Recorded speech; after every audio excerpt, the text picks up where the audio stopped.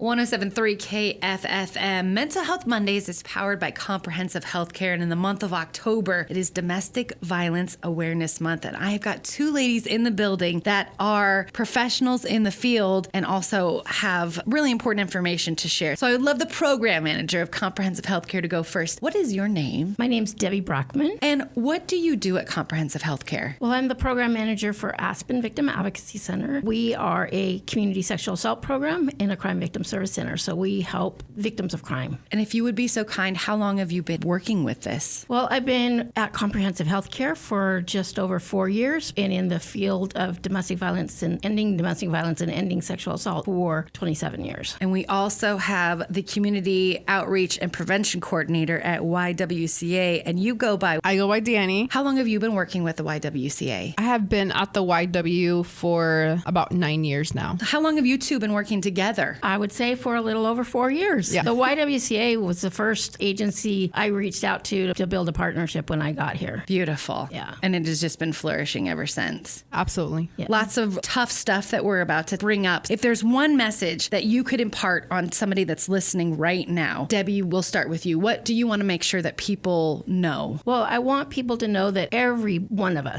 single one of us can play a part in ending domestic violence and sexual violence. We can do that, by getting involved, learning more about domestic violence, learning what the resources are. So just sharing a resource with somebody is an amazing intervention. And what would be the number if somebody was aware of a situation or they're involved in something? Is there a specific number that they would call? So the number to reach Aspen Victim Advocacy is 509-452-9675, and that's a 24-hour hotline, always going to be answered by a live person. Perfect. And people that have been trained to assess the situation and kind of give advice on what the next step is. Yes. And then Danny, at the YWCA, you've been in this for 4 years, you had said, lots of things you've witnessed. What is the message that you want the community to know about the YWCA, October specifically? So here's the idea that I always share, even with education and training, is that 100% of us are in relationships all the time, and 100% of us do unhealthy things already. We just often don't acknowledge it. So hashtag everyone deserves a healthy relationship, and domestic violence or any form of gender violence is 100% preventable. That is the message that I am sharing, and that is in light of DV Awareness Month of Action. How could you take action just by being aware and knowing your surrounding community resources? Just as Aspen and as YWCA are present, you are not alone. Love that. And at the YWCA, there's actually a 24-hour hotline that men and women could call. Would that be the number if somebody was aware of a situation or was in need of immediate assistance? For all of the above. So for all victims of domestic violence or anyone who's experiencing some form of harm in their relationship or in their household, 509-248-7796, and just press option 3 to speak directly to an advocate. And people that are answering the phone are trained, actually might have even been through their own struggles. Absolutely. 90% of our staff team have been through their own experience and are open to sharing their story. Thank you. Thank you for being here. Taboo a little bit, but we can't have that business now. We have to be very open and honest. And I know that Yakima, our county, is really struggling with domestic violence. Like the percentage over Washington State. I mean, I hate to say we're number one, but I've heard rumors. Is that true, ladies? Well, I've heard that we're either number 1 or number 2, but we don't want to be either. No. However, one reason why we might be number 2 is that we really are doing a lot of awareness in the city of Yakima and in the county. So the more you raise awareness, the more people reach out for help. And so the high numbers could partially be because people know that they're not alone and that they can reach out for help and that they can make a police report. And so I believe that as we continue to get the message out and continue to work collaboratively, that we will see those numbers start to go in the right direction. Okay, so we're not going to judge that as like, oh, whoa, this place is really... No, we've got people that are wanting to reach out for help, and that's how we should look at this. Yes. I love that you said, Danny, that everybody is in relationships, because it's true. Like when you think about domestic violence, maybe you would just assume, oh, that's my boyfriend, or I don't have a boyfriend or a girlfriend, so that doesn't matter. But it is with moms and dads and aunts and uncles and all different types of abuses, not just physically, but mentally, yes? Absolutely. Danny, with the YWCA, I'm sure you see a lot of this. There are people who are watching from the outside and they're seeing somebody that they want to help, and they feel like whatever they've said said is just not getting through, what are some tips or suggestions that you could give somebody who wants to be a support to somebody who's just not ready to admit that there's a bigger issue? There's a guide that we have through our state coalition program that shares with any family or friend or any member, right? Any form of relationship that they have with this individual, first to listen without judgment, to be able to open up a safe space for a conversation. That way you're opening up that door to be able to identify and acknowledge to them unhealthy observations of what you have seen or your own concerns of what is happening between you and that partner, and to stay connected most importantly. That way they know they have somebody that they can lean on for options or decisions, but they get to be ultimately the ones that are driving those decisions at the end, as we want it to be survivor driven, or that person has not yet identified as a victim or as a survivor in that situation. So listening, opening up that safe space, and always staying connected with them. So say you are that person on the outside and you feel like, gosh, I feel like I've said these things and I'm hitting a brick wall and they're not being receptive to what I'm saying. Do you just keep going? Do you just keep trying and bringing up the conversation in a different way, or a different, like giving them some space? And then I think that you do continue to let them know that you're there for them, that you're worried about them, that you're concerned. But I also would say that survivors need to make decisions about when they reach out for help or when they leave in their own time, when they're ready. And also it's based on their knowledge about the risks posed to them by their abuser. And so when sometimes it seems like, oh, they're just not doing anything, they don't get it. They get it. They know. And they know what we have learned because they hear the same news we do. They know that when you're leaving an abusive relationship or trying to leave an abusive relationship, that is the most dangerous time. And that's when you're most likely to either get killed or seriously injured. So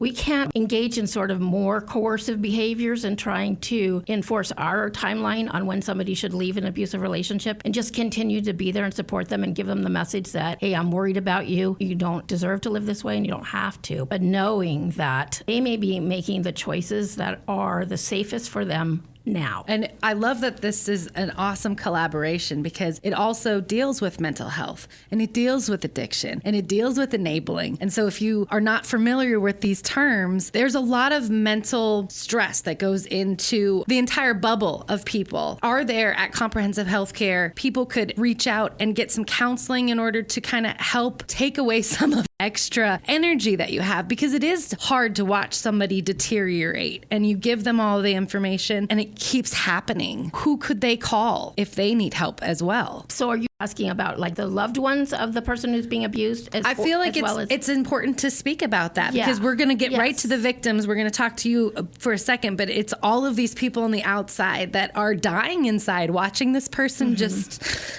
I'm getting emotional, but we all have people in our families and that go through these things. So you have counseling for that, yes? Yes, I would say whether you reach to the YWCA, you reach out to Aspen, or you reach out to the Lighthouse. It is the program in the Lower Valley. We're all here for friends and family as well, and we can provide them with the kind of information that Danny was just talking about how to be supportive, but also giving the message that, you know what, you have to take care of yourself too. You can't make yourself sick with your worry and concern. You just keep showing up for that person, but put yourself first, because you can't help anybody if you can't keep yourself going. And so Aspen and the YWCA, we don't actually employ therapists, but we can get people connected with counseling that they may need, and we can encourage it. Perfect. Keeping you strong and stable while you're going through this. So now, Danny, for the victims that they know they're a victim, but they like to pretend like it's not as serious as it is, what are some red flags that you could give out that somebody who is in a situation and it's not healthy, they might be aware that it's not healthy, but like what's abnormally unhealthy, that those are red flags and they're not going to get better. They're going to get worse. So we know with dynamic of domestic violence or any form of violence, it's all about maintaining power and control over the other person. And that looks in different forms. That can be from anywhere 24/7 monitoring, GPS tracking. I think the first thing that I always post on my list is if you are afraid and you're expressing that you are afraid to break up or leave this partner, that's my number one red flag. For my list. So the second one is, have I been gradually isolated isolated from friends and family? Is that an ending to my support system? Now I have no one to connect with for help. So when I do want to make that intention to leave, I have no one to call or reach out for help. Have I made any attempts before, and what happened? Did that gradually escalate to become physically abusive? Because not all of our relationships start physically harming. It can be from a verbal insult, from that isolation piece, coercing you either to dismiss your job or not make your appointments or change just basically your hobbies and interests. Who is becoming smaller in that relationship? Is it you? Is this person becoming more controlling over time? And is it gradually when you're not complying or doing what this person is expecting you to do? So I know it's a comprehensive list, right? But my number one is, if I am expressing that I cannot break up with this person, I understand that we love them and we care for them, but we want them to end the harm. That's my number one red flag. And I know there's a whole list of red flags that we have, and I know Debbie can probably add in more as well. Sure. That was great information, and Danny, because that's exactly right. You know, if you're fearful of even upsetting your partner, that if you do anything that is going to upset them and you're not sure, you think that might lead to physical violence, that's a big red flag. But I also just want to put out there that something that's really important to think about is if the person who is abusing you has access to firearms, then you are like 5 times more likely to be killed by that abusive partner. And so being aware of that, being aware of where firearms are, and, you know, if there is a domestic violence incident and the police called, you know, ask the police to take those guns for safekeeping. They also should be asking if there are firearms and taking them. But the city of Yakima right now has funding for basically a firearms project to just improve the number of times that we're asking about firearms, removing firearms, monitoring what's with orders that say they can't have firearms. We have learned through studying domestic violence homicides, we've learned a lot. And that is one thing, is that we have to take guns away. I think I would just add to that a big important piece, even with the awareness and making sure that we always address safety planning, even if it's making that call with law enforcement. If I can have an extra support, even with an advocate that can advocate for me without law enforcement and saying, I don't want this to be disclosed, partner, because this is not safe for me, or this can escalate how this person might respond in certain ways. You know that better than I do because you live with this person. So I'm going to believe you as I believe everything you have already told me. So I would make sure that we're safety planning. I love that, safety planning.